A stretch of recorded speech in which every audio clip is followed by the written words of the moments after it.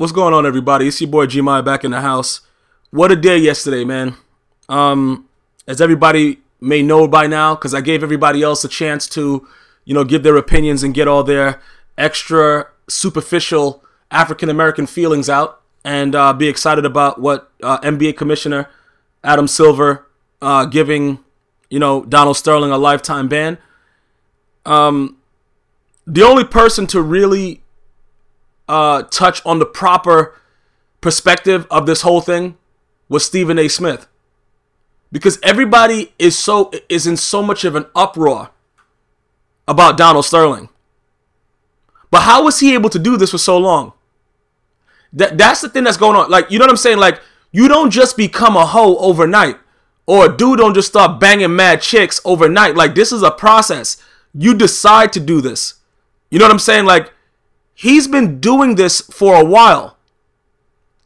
And that's the issue. And the reasoning behind it,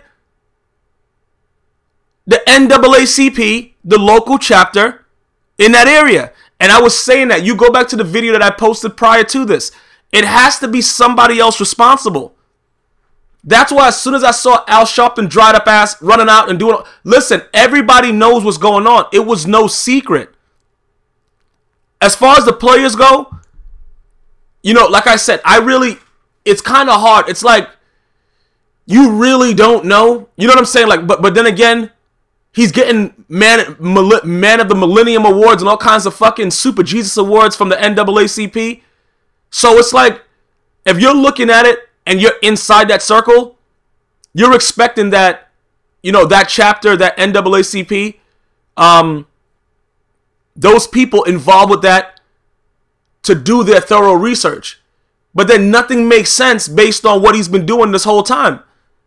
I just don't understand. And, okay, Adam Silver took a stand. He had no choice.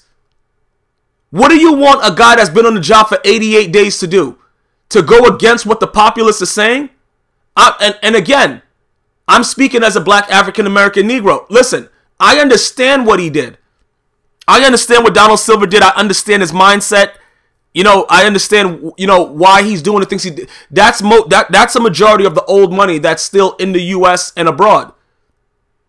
They don't like to affiliate themselves with people other than who they consider themselves, other than people that consider themselves to be pure Caucasian, just pure white, which is, that's what they believe. And a lot of other ethnicities and nationalities believe the same thing. But my issue is when the African-American Negro community are excited about something, but still miss the point. All the tweets, everything that's going on, everybody's saluting the commissioner. Why isn't anybody else other than Stephen A. Smith saying, what the fuck is the NAACP doing? I don't understand. Listen, I'm just trying to figure out exactly what's happening, because it doesn't make sense to me. Okay, the dude got caught up with some young flux capacitor. You know what I'm saying? AKA young vagina. The bitch looked like something from Sleepwalkers. I don't know if you guys ever seen Sleepwalkers when the mother was about to turn into something. That's how that female looks. So it's not about looks or anything like that. And a lot of females are saying, oh, she's so ugly. And it's not about ugly. It's about companionship. And I want you guys to understand that that's the way life goes. Men, you see it all the time. Men want younger women. Sometimes they fucking look like, it's crazy. It's just, it doesn't matter. It really doesn't matter how the female looks at some points when people just want companionship.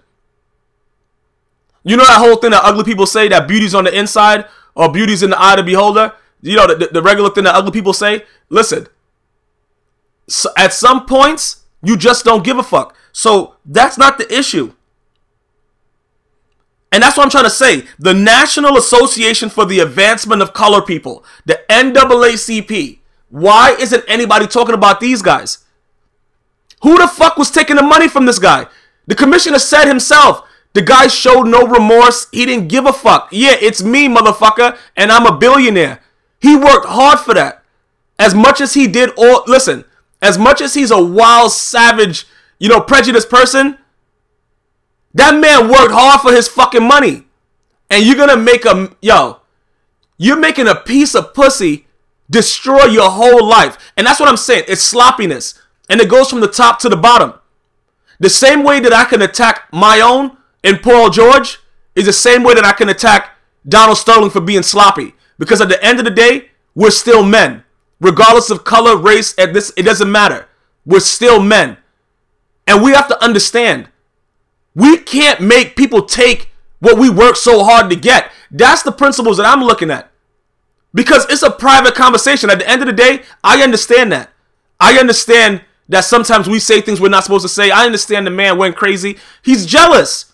I said that in the video. He's jealous. Everybody was just talking, he's a racist, whatever. Evan Magic Johnson has been alive for 75 more years than he should have been. A lot of people are pissed, like the man has become a successful entrepreneur and everything like that. Or when you can look back, and I remember seeing the video live when he sat down on the panel and said he had HIV. And all these years passed, the motherfucker got stronger than any bodybuilder I've ever seen. Looks better than Arnold Schwarzenegger in his prime. And then you got this little flimsy, out-of-shape Caucasian man that's just trying to hold on to a piece of ass, and she posting pictures on Instagram with Magic Johnson. It's jealousy. That was the biggest thing behind it, and he wanted to be as hurtful as possible because everybody knows when you feel like you've been disrespected, you try your best to make the person feel how you feel. And that's the only way he knew. That was his defense mechanism. So I'm not happy that this man's life has been taken away from him. I understand that certain things had to be taken because of what he believed, but I don't think it's right that because of that phone conversation, you take everything from him. And like I said, yeah, people gonna say, oh yeah, whatever. Yeah, listen, I've been through a lot of prejudice situations. People around me know, you know what I'm saying? I understand that. And I appreciate what what our black leaders did, well, our black African-American Negro leaders did at that time to help make it so that we have a chance to do stuff and be able to go out and know that we're not really free, but we're able to do a lot more than they were able to do. I appreciate that. But you have to remember, what happens if a player does the same thing? What happens? It's just like anything else. Yeah, this man was a wild savage. Yo, listen, this guy was running around with the fucking He-Man sword that had a fucking picture of, like a slave on it. I understand what people are imagining of him. I understand. But what I'm saying is, when you're enraged and jealous that your young piece of flux capacitor, she's a young piece of flux capacitor, aka vagina, is banging one of your arch nemesis and competitor in the city. That's what he knew. You know what I'm saying? It's sort of like a married quarrel. Like, a man will know what to say to a female if she pisses him off. He might say she's fat or something like that to kind of piss her off because of what it's just like anything else. Like, I understand. Like, people have to understand that. That's what that man was bred to do. And that's why my thumbnail that I use for this video is of Nelson Mandela. We're taught to hate. We're not, listen, this is not something that we're born with. We're taught to hate. The hate was taught to Donald Sterling. And I understand that he educated himself. And I understand that, pretty much you're supposed to be able to understand and experience the world and whatever it is. But remember what he had to go through in his life to become a billionaire. It wasn't handed to him. He had to scratch, claw, do whatever the fuck he had to do and climb his way up the ladder, all with coming here as an immigrant, as a young Jew, at a time where everybody was against everybody. It's certain things that are inbred. And people have to be able to not as far, I'm not saying understand his behavior and be like, oh yeah, it's okay. I'm not saying it's okay. But I'm saying to lose everything for a piece of pussy of a bitch that looked like something from Sleepwalkers. You see what I'm saying, bro? Like, she looked like fucking Lionel from the Thundercats with a Jerry curl. Like, bro, listen, I don't understand. But again, it's not about the way that she looks. It's about companionship. Sometimes you just mesh with people and you don't even understand. You look back later like, what the fuck was I doing with him? Or what was I doing with her? That motherfucker, like, he got 3rd-degree burns on his eyeball. Like, why the fuck was I hanging out with this dude? Like, but it's something that you want at that time. And that's acceptable as a human being. We can't be ashamed of that. But as a man, I have to feel some kind of compassion. Because this man, look, he's going to make money. But at some point when you've made all the money that you don't give it, like at that point, like Warren Buffett is offering $1 billion for perfect fucking, you know what I'm saying, NCAA brackets. You get to a point where money is just whatever. Like, fuck it, man. You know, for people that are struggling and don't have it, we all want it. You know what I'm saying? Everybody wants it. But when you got something, it's like, fuck it. That's just the way of human nature. When you get to a maximum capacity of the flux capacitor, when you get to a maximum level of where you feel that you've achieved a maximum growth and everything that you strive for, you have obtained, what else do you want? Why do you think a lot of these hip-hop motherfuckers are getting caught in England in gay bars and doing shit like that and then making comments like, I fucked every type of bitch? I'm not making excuses that they want to start fucking dudes, but when everybody's just giving the pussy up, it's like, all right, I fucked everybody. What do I do now? Oh, there goes a dude with a penis. Let me turn him around. I've heard and sat with people that have it's crazy what this world is. But at the same time, I try to understand. I don't just say, okay, I'm happy, Adam Silver. You've banned this man for life for a private conversation that he had with his mistress that looked like Baraka from Mortal Kombat.